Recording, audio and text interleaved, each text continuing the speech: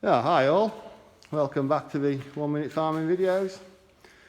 This is going to be a really short video. It's just to give the rough setup on the shaft that we were making the other day. Well, last night in fact I've been on with it again. I don't know if it's coming out that well. So obviously the pulley sits on the end of the shaft there. There's your cog that will drive that big input gear. And then that 70mm bearing will go in this area here. Get some light on it. In here, that 70mm bearing, just to give it extra support. The two taper roller bearings, as I've said, go there and on that machine in there. And then in the middle here, you will have that big old keyless bush thing that goes on here. This will clamp on there and then also expand in the crown wheel carrier, which I've yet to make.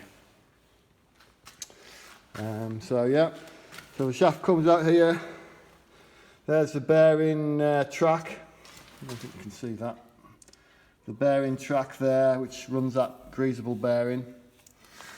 A lot of people say you've got to go to John Deere for that bearing that goes in there and pay well, in this country it's about £210 for that bearing. You can still get it.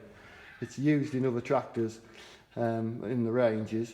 But SKF make it, a replacement, and that one in fact is a Russian one. So whether the quality is any good I don't know, but it's what all I had at the time. It looks a good bearing.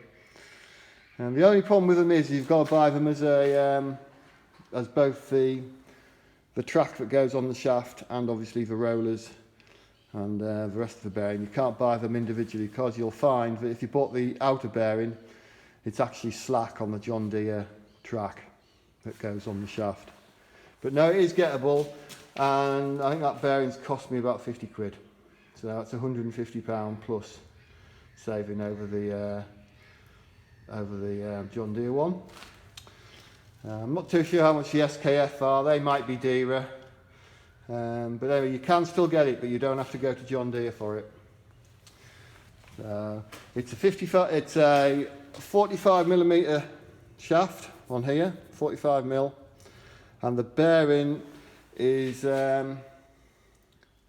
I'm not too sure what size the bearing is. Obviously it goes in this hole here. I'll have to measure it up and let you know later. So roughly that's the general setup. Yeah. So I've just finished off all the final machining on these bearing carriers. They all fit nice. And this is a lovely fit on there. I have in fact, actually, I'll get it off a bit. It's tight because it's obviously carrying a bit of weight off the end. I have in fact machined that piece of that shaft to fit this bush because there's a little bit of wear in that bush. It's just easier to do that than faff around putting a new bush in and stuff. So that shaft is slightly marginally bigger than the original, just to fit the bush that's in the gear. So yeah, just a quick video. As I say, that was what it was. The last video I did in here was noisy. You couldn't hear a lot, and the echo doesn't help. Okay then, that'll it. Cut it short at that one. Thank you. Bye.